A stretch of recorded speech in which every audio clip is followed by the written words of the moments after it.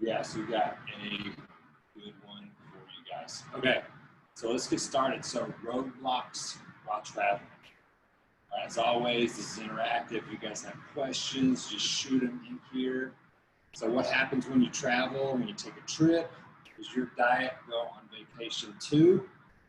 Sometimes it stays on vacation, right? We get in vacation mode, make some decisions, we get off track, we come back, and those decisions keep happening, and then everything can get out of control pretty quickly. So people use vacations as an excuse to live it up by eating foods they don't normally eat, or eating supersized restaurant portions all day. So calories don't count when you travel, right? You know how it works? Calories don't count when you travel. Calories don't count on the beach. So a lot of times we can use vacation as a way to just not care about the calories, or for Mickey and Diana, what happens in Vegas stays in Vegas, right? So it's time to live a little and celebrate, throw all the boundaries and rules out the window. So mentally, it's like, I deserve this stuff. So it's really easy to use vacation as an excuse to just go on the YOLO diet. Has anyone ever heard of the YOLO diet? Anyone heard of that? Yeah, it's that you only live once diet. Okay? Not recommended. All right, so me and Trami were on vacation, doing some training, and we had planned for it. We took pictures right when we got there, and then we just had a few days to where we had like a pizza night, we had a cereal night, we had a protein bar night, we had a sushi. So we really went out there, hoarded all of our stuff, and you know, those are some trade-offs and decisions that you get to make as you're going through this of, you know, is it worth it, and is that decision worth it? So returning from vacation, if we're not like tracking things, you don't know the weight that you gained. Is it fat? Is it water? You don't really know. So there's a lag time, and it can take several weeks or even months to get back on track. Because I literally put on 10 pounds just from 5 days. 5 days, put on 10 pounds. Trami put on 5 pounds. And without having a structure and game plan, it's easy to just let that completely take you off course and become really frustrated with that. So it costs you in time, costs you in mental space, frustration, energy, and it can be tough to find the momentum to get back started. So I'm not going to lie to you guys, whenever on Monday, when we first got back Sunday, my body hurt. It almost felt like I had been drinking or something. So it just hurt. So potential effects of the YOLO diet while traveling. So again, me and Trami did that. We logged and measured everything. Result, I gained 10 pounds. Trami gained 5 pounds. Other effects, and this was crazy. We were going on a walk, and I literally like lost some sensation in my left foot, and like it wasn't working properly. And I'd never had that happen. So it was just crazy.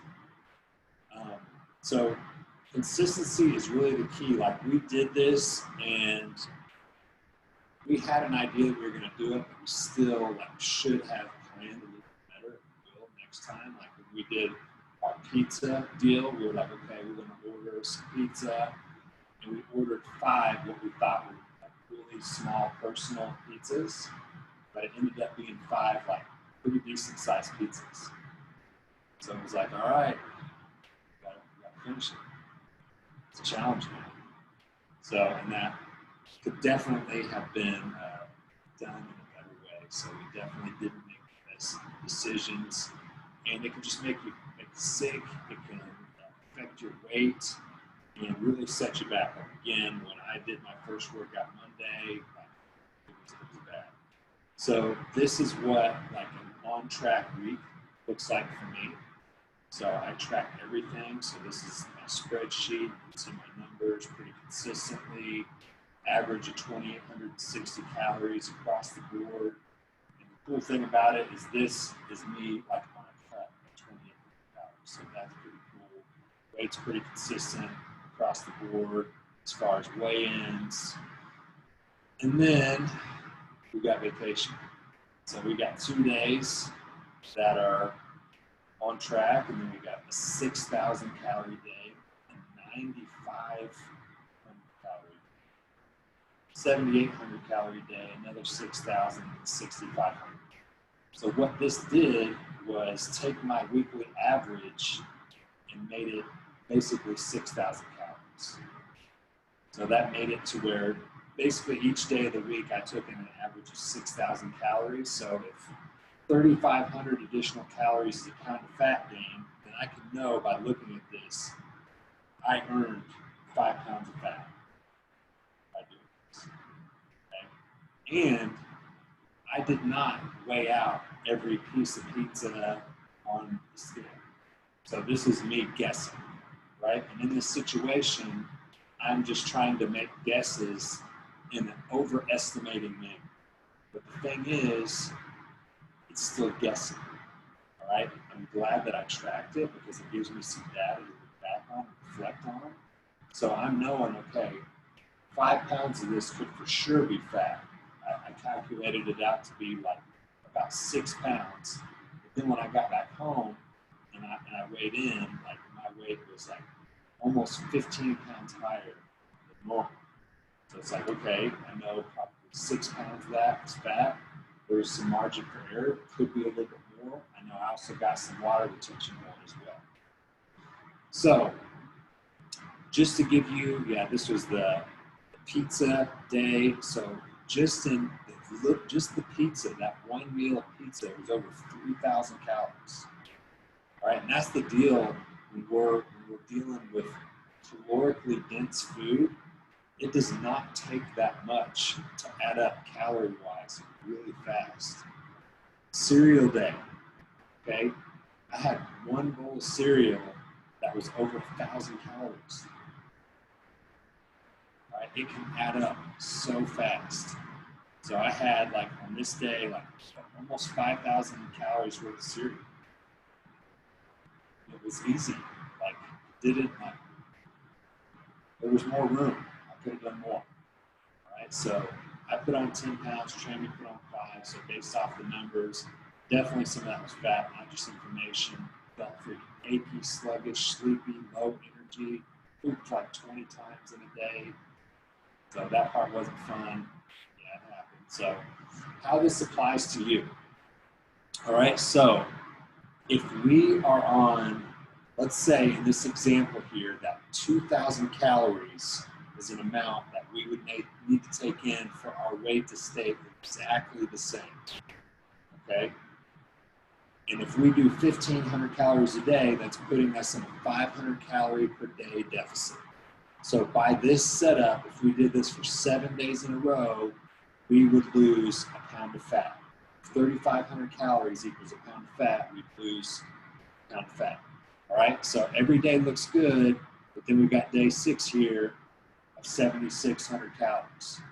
All right, and so this is what can happen when we're like, I do really good with my diet. I just got that one cheat meal that I do.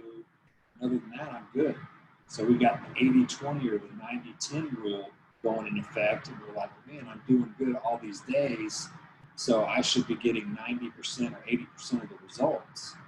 But look what this did to our overall weekly average. Just this one day here, we know that 2,000 calories a day is our maintenance. This one day here put us 300 calories above maintenance as an average for the whole week. So we're in dieting mode all these days, and this one day here not only negated all that, but it put us in a surplus. So this would have us on track to gaining weight. So I hope that registers and makes sense with you guys a little bit, that a lot of us get into this by doing really good during the week, and we just have that one cheat meal or that one cheat day, and that can undo all of your progress and still have you gaining weight. easily, especially when it comes to foods that are calorically dense, restaurant foods that have a lot of calories in them. That's why you just have to really be mindful and make conscious decisions about what you're putting in your body, what the trade-offs are, okay? So what is your base metabolic rate is the number of calories you need to take in to accomplish the most basic life-sustaining functions. So it's the number of calories you burn when you're just not doing anything. So to lose weight, you need to take in less calories than that number. Take in more than that when you gain. Okay? So before making any decisions, you got to ask yourself, what do you want to feel like when you get back from vacation? Do you want to be all achy and poop a bunch? Probably not. All right. So, and would you be okay with setting yourself back months and days of progress? So, like when me and Trami did this, I know, like, by just getting back on track, it'll probably take me about 3 or 4 weeks to get back to where I was right before I left. And that is without like going into some extreme, dieting measures. Because when we go off track, we veer off track, it's better to just get back on the plan that we were doing versus trying to make up for it with going into an even deeper deficit. Because then what can happen then is you're in a deep deficit, you get hangry, and you end up having a binge, and then we got this vicious cycle going. So it's better to just get back on track with where you were, and it'll all come out wash. So pros and cons of staying on track, if you're okay with the results of going off track, if it's working to you, go for it. Because sometimes, you do want to make that trade-off. Sometimes, if you're going to a wedding or some vacation deal and you've been doing well, sometimes it's going to happen. You get to make that choice. You know that you can have whatever you want. You just have to be willing to accept, the consequences that come along with it and be okay with that. All right, so some tips to staying on track while you're traveling. We always like to stay at an Airbnb. That way we've got a kitchen. And we'll do like Instacart, we'll order groceries. So what I'll normally do is I'll find out the address of what the Airbnb is. And then whenever we fly in, I'll make the order. So it's pretty much getting to the place we're staying about the time. So groceries are already there, we have a kitchen, and then just plan ahead. If you know you're going to go to a restaurant, look at the menu, figure out what you want to get, pack your snacks. You can eat out, once a day, and just making smart decisions when you're ordering at a restaurant. You can order things grilled, vegetables steamed, sauces on the side, things like that. And then be sure to log it. So just whenever, again, when you're at a restaurant, I'm guessing, but like we ordered fajitas one night, so just pick like restaurant fajitas and then pick the highest calorie variation that you see in MyFitnessPal. Because that's going to be the one that's most likely going to cover you for what you actually took. And work on getting your workouts in first thing in the morning. Just get it knocked out in the morning, even if it's not what you normally do. Just get up and get it done. So again, staying at an Airbnb, you got a full kitchen. We like to order Instacart, or you can go shopping at the grocery store. Non-perishable snacks, beef jerky. Jack Link's has the 50 or 60 calorie individually packaged one. Fruits, apples, strawberries, blueberries, stuff like that. If an Airbnb is not available, you can ask your hotel room for an extra refrigerator. Go grocery shopping. We've done that before. And so minimizing eating at restaurants. So that is really where they can get you, because restaurants, they have large portions and they want you to come back and eat there. I've said it before, the person in the back, they don't care what MyFitnessPal says. Or, especially when it comes to fats being added in food. Every gram of fat is 9 calories. So it's easy for hundreds, even thousands of calories to be the difference there with how much oil is in something. So yeah, there's just going to be way more calories in that for not that filling of a meal. So you just again guessing when you do that.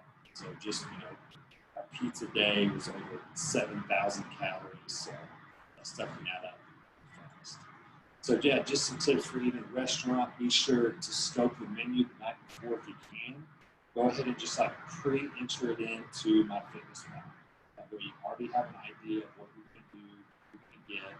Again, you can ask for things to be grilled, baked, steamed. Pick your protein first. Skip the fat, butter, oil. Have that stuff on the side, or just don't have it at all because that's where there's just a ton of calories. Pick your carbs, pick your veggies, skip the dessert, opt for the 0-calorie drinks, water, or sugar-free tea. And you can bring like some sweetener packets with you, something like that. Pure granulated stevia, I like those. Those are really good. So some sample meals to order: grilled chicken salad, no cheese or croutons, dressing on the side, grilled salmon, baked potatoes, steamed veggies, shrimp, kale salad, again, dressings and stuff like that on the side, or tenderloin, steamed rice, and green beans. So if you do decide to order something that's higher in calories, just log it before you go and look at planning your day around that. So one of the things you can do in that case, like if you have a dinner like that, you can do some fasting in the morning. You can eat a high volume, low calorie meal before you go out. So that way when you go there, you're not freaking hangry, and you can enjoy that. So lower calories in the morning, stick to your plan when you go to the restaurant. Don't even look at the menu because you have looked at it before and you already know what you're doing. All right, so how to log at a restaurant. Just log the equivalent. If you're at a mom and pop Italian place, log the equivalent like Olive Garden. So you could type in spaghetti, Olive Garden, something like that, and again, just choose the highest calorie variation you can find. And if when this happens, you go off plan, just get back on track immediately. Right? That's going to be the thing, the key with this. Get back on track, reach out to your coach, especially when you get back home. So don't let one bad meal turn into a bad day or a bad week or a bad month. All right, you're only one healthy meal away from getting back on track.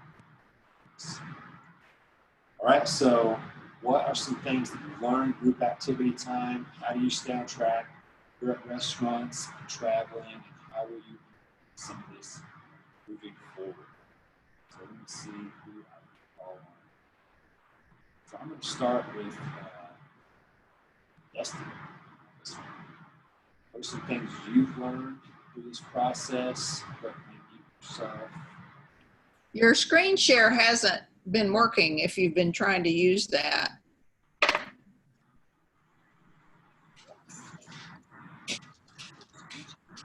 The volume's weird too. Yes, the volume is weird. Yeah, very weird. Has some kind of undercurrent feedback.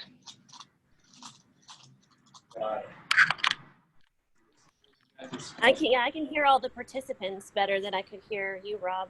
Everybody else that's talking, I can hear just fine. Can you guys hear us now? Oh yeah. That's Okay. better. Yep, this is where you guys are supposed to Say stuff. This is where it's interactive, and you're supposed to call me out here.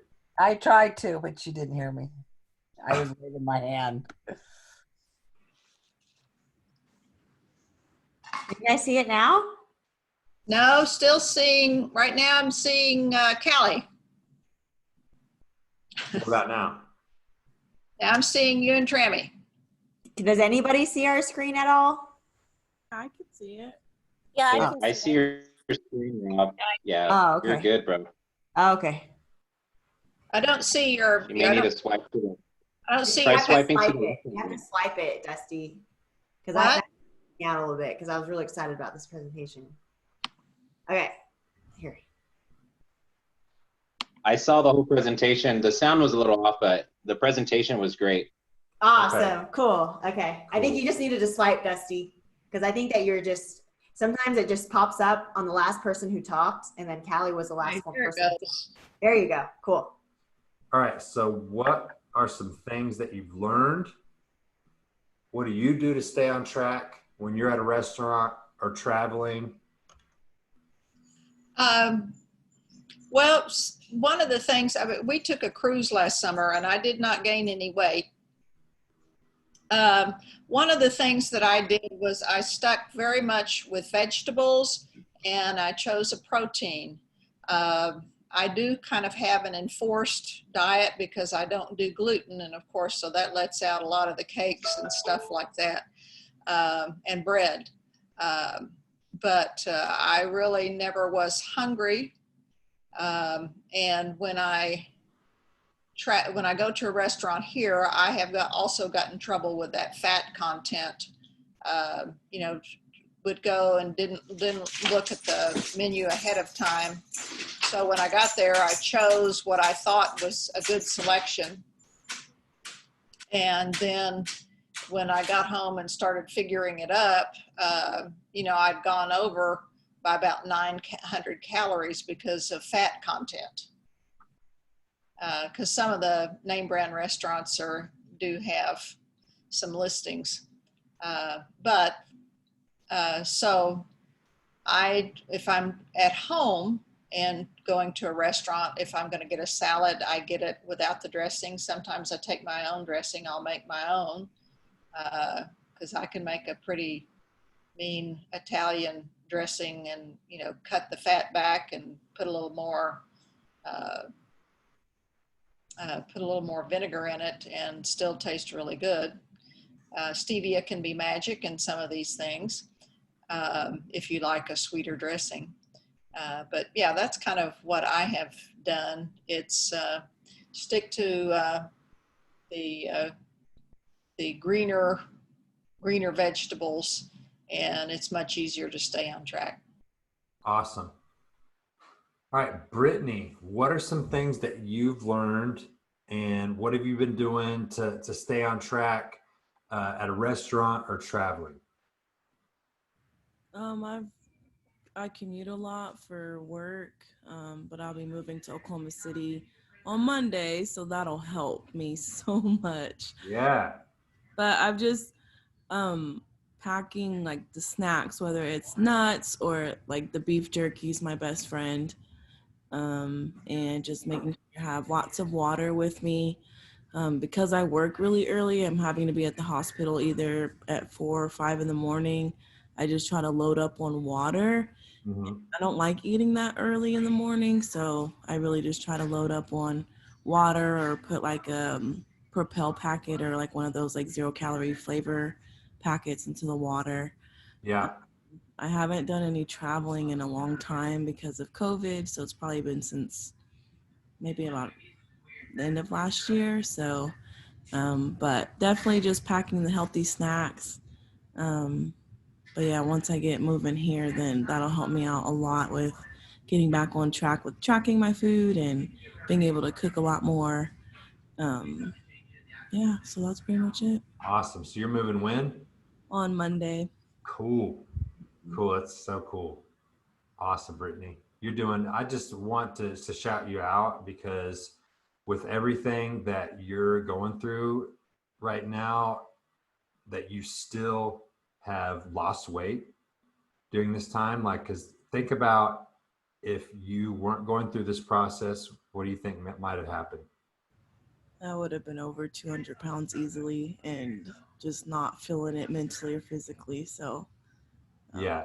I mean, I'm done with school, so that helps a lot with the stressors, but commuting either from Norman or from Tulsa to Oklahoma City with work is pretty hard on me too. But, you know, I'm just glad that, you know, I've had my highs and lows or like the plateauing and up and down a couple pounds. But I'm pretty happy that I haven't like spiked up a lot. So yeah, and now once you get here, get settled, then we're really gonna freaking take off.